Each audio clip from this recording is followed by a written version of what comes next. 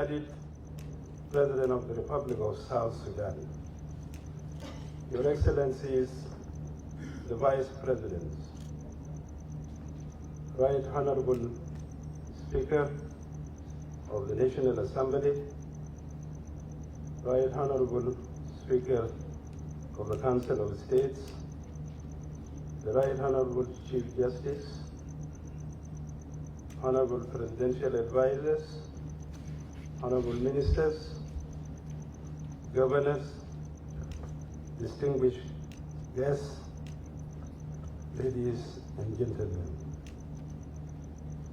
Today's launching of the national consultative process with the aim to draft legislation for establishment of the Commission for Truth, Reconciliation and Healing is an important moment in our country in the quest for justice and reconciliation. This milestone event should have been done within 3 months of the establishment of the article, not only for this commission, but also for the hybrid court of South Sudan and the Compensation and Reparation Authority. These 3 transitional justice mechanisms are interconnected. They are expected to independently promote the common objective of facilitating truth, reconciliation, and healing, administer access to justice, compensation and reparation, respectively, in South Sudan. The Commission for Truth, Reconciliation and Healing is recognized as a critical part of peace-building process, as it will spearhead efforts to address the legacy of conflicts, promote peace, national reconciliation and healing, is expected to inquire into all aspects of human rights violations and abuses, breaches of the rule of law, and excessive abuse of power committed against all persons by the state, non-state actors, or their agents or allies. In short, this commission is expected to recommend processes for full enjoyment by victims of the right to remedy, including by suggesting measures for reparations and compensation, which means its work will feed into the other 2 mechanisms: the hybrid court for South Sudan, the Compensation and Reparation Authority. In this, I'm hoping that the Ministry and the Minister of Justice and Constitutional Affairs and his team will expedite the process of drafting the other legislations for the other 2 transitional justices mechanism, so that justice can be dispensed in our country. By the way, the establishment of these mechanisms deters perpetrators from violating human rights. Last week, or more than a week, our president declassified documents. I think for the purpose of this commission, there are also documents which this commission will use. The report of the African Union, popularly called the Abu Sanja report on human rights abuses in South Sudan.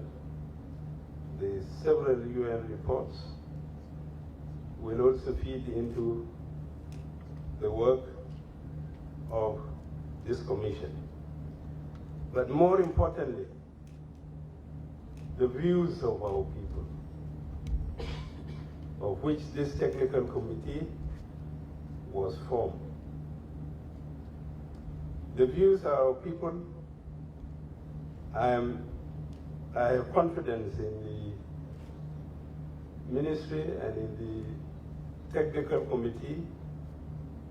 They will listen to them, expressing their views, whether they are victims or even if they are not. This is important because, as I said, the legislation for the establishment of this commission will depend on what they will get. So I believe this commission shall be so busy once it is established. I also want to inform the commission and the ministry that the agreement which was signed 3 days ago will help the work of this commission, because unification of forces, graduation of forces, ushers in a conducive environment for you to visit all over the country. So you will not be faced with difficulties, since this phase of unification of forces is going to be accelerated as stated in the agreement. So I'm happy that you will start your work of consulting our people while the environment has become conducive. Listen to them.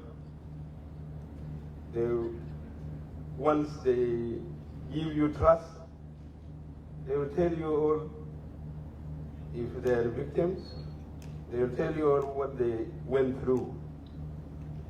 If they are not, they will also tell you what they expect of this state to be. So I'm happy that you will start your work under a new environment. In conclusion, I want to commend the Minister of Justice and Constitutional Affairs and his team in the ministry for this excellent work that they have done and they are continuing to do. I also urge them that since the output of the Commission for Truth and Reconciliation is will feed into the hybrid court and will feed into the compensation and reparation authority. It's important now that we start the process of working on this legislation. For the hybrid court, the ball is being thrown when you speak to AU the AU says they're waiting for us to do the legislation. While we here in the ministry is waiting for the guidelines so that the legislation would be done. I wish the ambassador, Professor Jerome, was here in this launch, because part of the work is to be done by the AU, so that we wrap this chapter up and we move forward within this remaining time of the 10 months. In my consultation with the minister, he believes by June we can do many things. We can do all this within 2 months. And I want to call on the international community to support us, particularly in funding the committees that will be working in these mechanisms. We still have difficulties supporting them. Slightly, the minister mentioned it, but we need that support so that we can really move forward in the shortest possible time remaining.